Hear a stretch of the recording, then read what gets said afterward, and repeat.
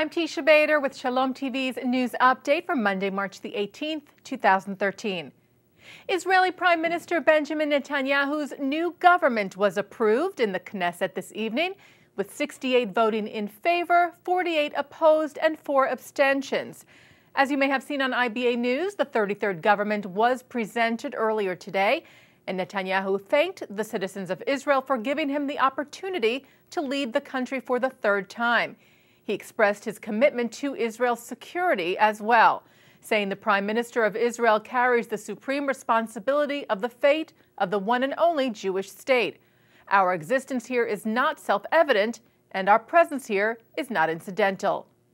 After the Knesset approval vote, Netanyahu, 21 ministers and 8 deputy ministers of the new government were sworn in.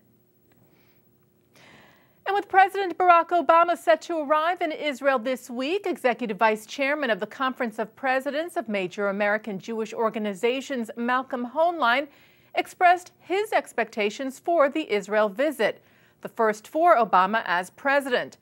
Speaking to the Jerusalem Post this weekend, Hoenlein said he believes the president will succeed in making a personal connection with Israelis when he arrives there on Wednesday.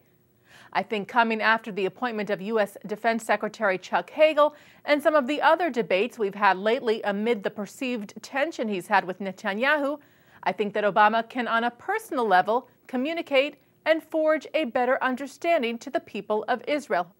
Hoenlein spoke to the Post about the president's Israel trip while at the Limud FSU conference, an annual event supporting and reinforcing Jewish education and identity to Jews from the former Soviet Union, the U.S., and Israel, which took place this past weekend in Princeton, New Jersey.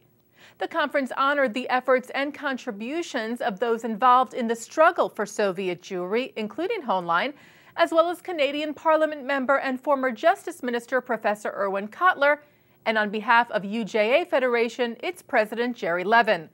The conference also paid special tribute to the late mayor of New York City, Ed Koch.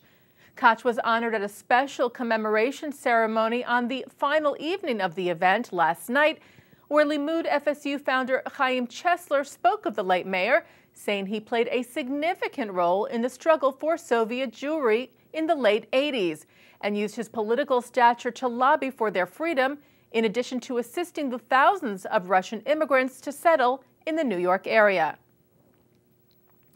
Reuters reports that Israel criticized Hungary today for presenting an award to a television journalist they accuse of anti-Semitism.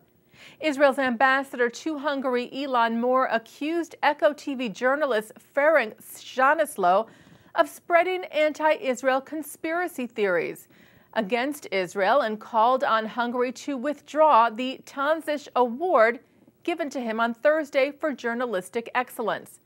The media regulator in Hungary back in 2010 had ordered the temporary suspension of the privately owned Echo TV station after ruling that Stanislaw's broad anti-Hungarian conspiracies incited hatred against minorities, including Jews. Some of Stanislaw's past comments on his shows have included saying that Israel had been created by the West as a bastion against Arab Muslim countries, but that it would lose its importance as such once the region's oil and gas run out, saying, quote, "It can be expected that the Jewish population from Israel will need to be gradually relocated to Europe and the United States." Hungary's Human Resources Minister Zoltán Balog, who presented the award to Stanislaw, said he did not know about the remarks before awarding the prize. "Had I been aware of these views, I would not have accepted the proposal for the award," he said. "As regulations do not allow to withdraw awards, I can only express my regret over a bad decision."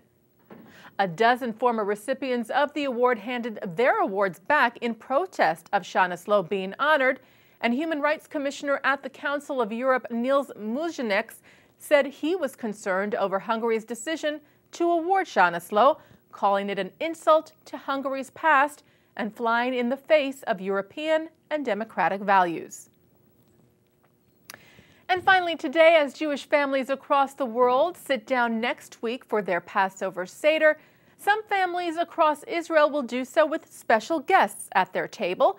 Through a project called A House Full of Light, dozens of Israeli families will be hosting Holocaust survivors at their seders this year, an initiative of the non-governmental organization Shalom Shel Netanyahus, which is dedicated to helping survivors in Israel. This is the first year of the project, which is being run together with municipalities all over the country who are helping the organization find host families for the survivors. According to the organization, over 320 survivors have already been invited for Seder, only a few days after the registration opened up. Executive Director of Shorashim Shel Netanyahus, Segev Israel Afriat, said the main objective of the project is to allow Holocaust survivors to feel the holiday atmosphere and enjoy the night of the Seder in the company of others. Up until now, Holocaust survivors would receive special food packages for the holiday. Afriat said, as big and full as those packages may be, they are not enough to fill the soul. And that's Shalom TV's news update for Monday, March the 18th, 2013. I'm Teisha Bader.